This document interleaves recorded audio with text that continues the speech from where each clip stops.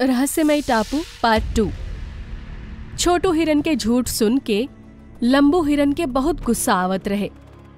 तू एजा घूमे आई रहला तो घूम के चल जाइता। झूठ बोले के का जरूरत रहे कि तू जंगल में सबसे बलवान हुआ।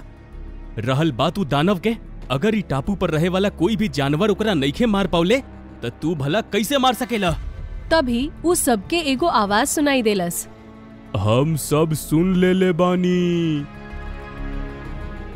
उ सब देखलन सा कि उ कक्ष के एगो कोना में एगो छोटी चुकी हाथी बैठ के ओकनी के बात सुनत रहे। देखा प्यारा हाथी, तू प्लीज चीटी रानी से कुछ मत कहिया, ना तो उ छोटू के मौत के सजा सुना दी है। हम उनका कुछो ना बताइब, बल्कि हमरा पास तो तोहके बतावे खातिर कुछ बा। ई सुन के अब सब छुटकू हाथी के तरफ गौर से देखे लगलन सा। ई 4 साल पहले के बात बा। एगो जादूगर बाज हमनी के टापू पर आइल रहे। उ जादू के कला में इतना माहिर रहल कि वो पूरा टापू के अपन दीवाना बना ले रहे। फिर एक दिन उहे दानव ई टापू पर आइल। उ हर रोज आवत रहे और एगो जानवर के खा के अपन भूख शांत करत रहे। उ दानव कहां से आइल बा ई केहू के समझ में ना आवत रहे। चीटी रानी के वजीर सियार उ दानव के जा आइला के जिम्मेदार जादूगर बाज के बतावत रहल। उ चीटी रानी के यकीन भी दिला देहलस कि जरूर जादूगर बाज उ दानव के लेके जा आइल बा, कहे कि ओकरा आइला के बाद ही उ दानव टापू पर आइल। ए पर चीटी रानी जादूगर बाज के बुला के ई बात कहली। तब जादूगर बाज ई बात के ना मनलस, बल्कि उ यही कहलस कि उ दानव के मारे के तरीका जानेला। लेकिन चीटी रानी ओकर एको बात ना सुनली और ओकरा कैद खाना में बंद कर दिहली। उ ओकर छड़ी भी छीन के एगो अलग कैद खाना में बंद कर दिहली, जैसे उ जादू ना कर सके। ओकरा बंद होते ही उ दानव भी एजा आइल बंद कर देले रहे, जैसे साफ हो गइल रहे कि उ दानव के बुलावे वाला उहे जादूगर बाज रहला, जेकरा बाद उ दानव कभी नजर ना आइल। लेकिन कुछ ही महीना पहले उ दानव फिर से वापस आइल बा और उ अपन काम फिर से शुरू कर देले बा। ऐसन वक्त में छोटू हिरन आके अपना बहादुरी के किस्सा सुनौलस। तो चीटी रानी के एकरा पर पूरा भरोसा हो गईल कि इहे दानव के मार सकेला। ई सुन के सब चुप रहलसन और लंबू हिरन कुछ सोचलस। हमरा लागता हमनी के उ जादूगर बाज के बात सुन लेवे के चाही। तू अभी हमरा के ओकरा पास लेके चला। ई तनी मुश्किल तो होई, लेकिन टापू के बचावे खातिर ही हम जरूर करब जा। अब छुटकू हाथी उ सबके छुपा के महल के एगो बड़ कमरा में लेके गइल, जहाँ पे एगो जेल के अंदर जादूगर बाज बंद रहे। जादूगर बाज, हमके तहार मदद के जरूरत बा। अगर तू हमार साथ देबा तो हम तोहके जेल से आजाद करवा दे। हब हमके जेल से कोई आजाद नहीं करा सकत, कहे कि चीटी रानी एक नंबर के बेवकूफिया। इस समय बहस करे के नहीं खे। हमके ही बतावा कि का तू दानव के मारे के तरीका जानेला? हाँ जानीला। ओकरा मारे के खाली एक गो तरीका बा। हमके अपन छड़ी के जादू के इस्तेमाल करे के पड़ी और फिर हम जौन जानवर के ऊपर जादू करब ओकरा सर पर एगो चांदी के सिंग उग जाई। अगर ओकर चांदी के सिंग से ओकर नाभि पर हमला कल जाए तो ओकर मौत निश्चित बा। का तू ओकर बाद और कोई जादू करे लायक ना रहबा? हाँ, हमर छड़ी के सारा जादू खत्म हो जाई, लेकिन टापू बच जाई। हमके ई बात के खुशी होई। ठीक बा, तो सुबह सुबह हम तोहके तहार छड़ी भी दे देहब और ई जेल से निकाल भी देहब। फिर जब लड़ाई शुरू होई तब तू मौका देख के अपन जादू इस्तेमाल करीहा। ई सब तय करे के बाद उ सब उहे कक्ष में वापस आ गइलन स।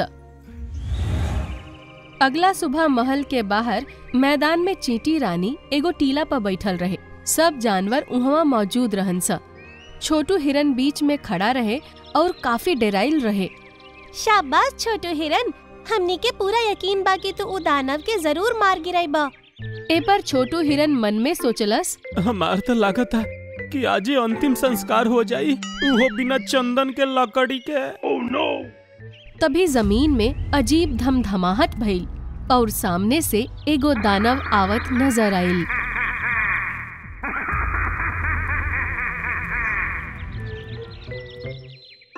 अरे बाप रे, ये तो कितना बड़का और भयानक बा।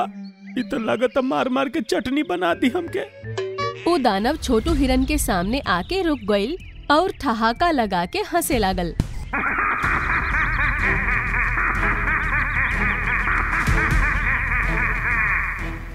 ओहो, तई हऊ बलवान जानवर, हाँ?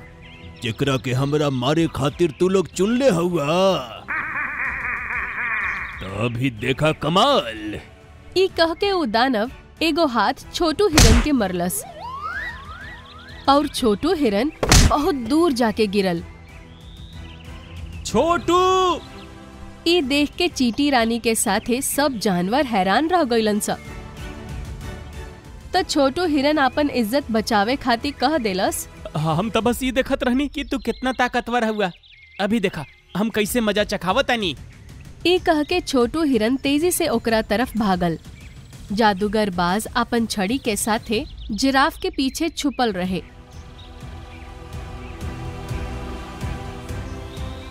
लंबू हिरन अब ओकरा से कहलस, ये सही मौका बा जादूगर बाज, अपन जादू इस्तेमाल करा। ई कह के जादूगर बाज अपन छड़ी के हवा में घुमौलस। हम तो के ना छोड़ब। ई कह के छोटू हिरन एगो छलांग लगौलस।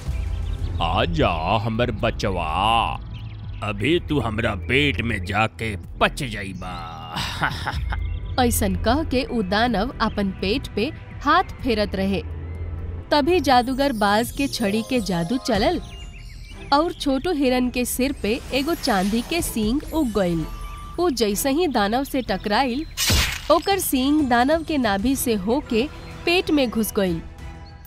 दानव चीखत चीखत जमीन पर ढेर हो गइल और कुछ ही मिनट में ठंडा हो गइल।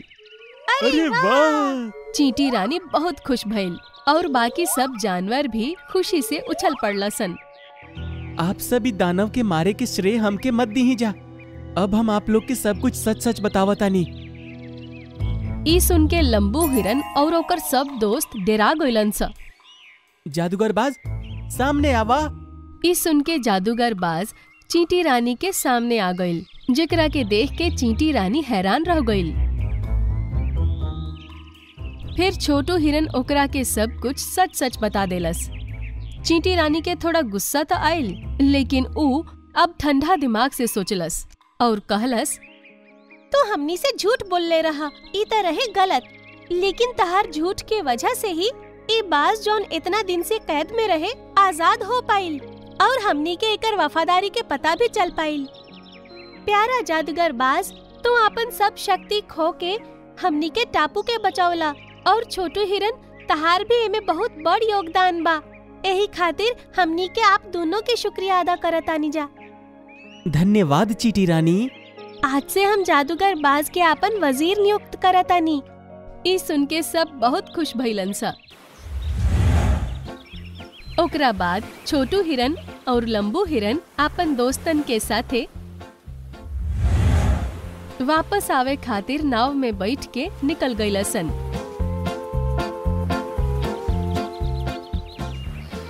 किनारा पे खड़ा भइल चींटी रानी, जादूगर बाज और रहस्यमय टापू के बाकी सब जानवर ओकनी के हाथ हिला के टाटा करत रहन सा।